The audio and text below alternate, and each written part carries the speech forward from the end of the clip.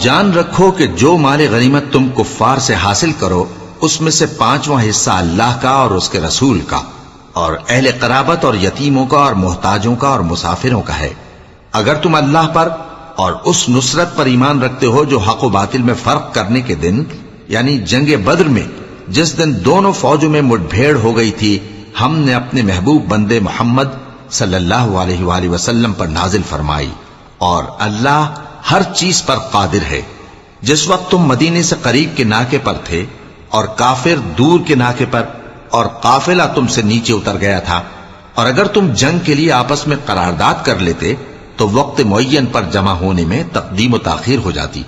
لیکن اللہ کو منظور تھا کہ جو کام ہو کر رہنے والا تھا اسے کر ہی ڈالے،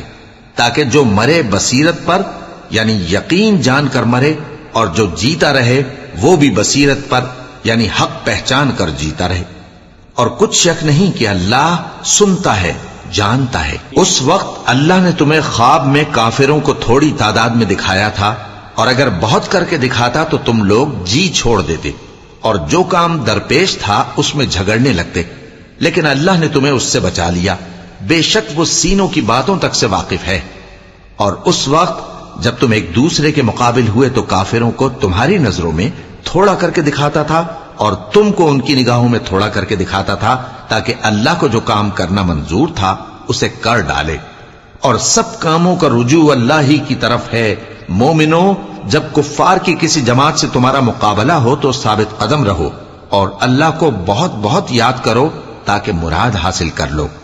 اور اللہ اور اس کے رسول کے حکم پر چلو، اور آپس میں جھگڑا نہ کرنا کہ ایسا کرو گے تو تم بزدل ہو جاؤ گے اور تمہاری ہوا اکھڑ جائے گی، اور صبر سے کام لو کہ اللہ صبر کرنے والوں کا مددگار ہے۔ اور ان لوگوں جیسے نہ ہونا جو اتراتے ہوئے یعنی حق کا مقابلہ کرنے کے لیے اور لوگوں کو دکھانے کے لیے گھروں سے نکل آئے اور لوگوں کو اللہ کی راہ سے روکتے ہیں، اور جو اعمال یہ کرتے ہیں اللہ ان کا احاطہ کیے ہوئے ہے۔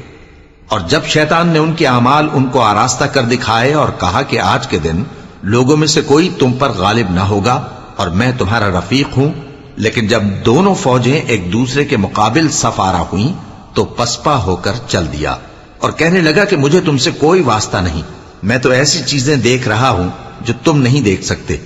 مجھے تو اللہ سے ڈر لگتا ہے اور اللہ سخت عذاب کرنے والا ہے۔ اس وقت منافق اور کافر جن کے دلوں میں بیماری تھی کہتے تھے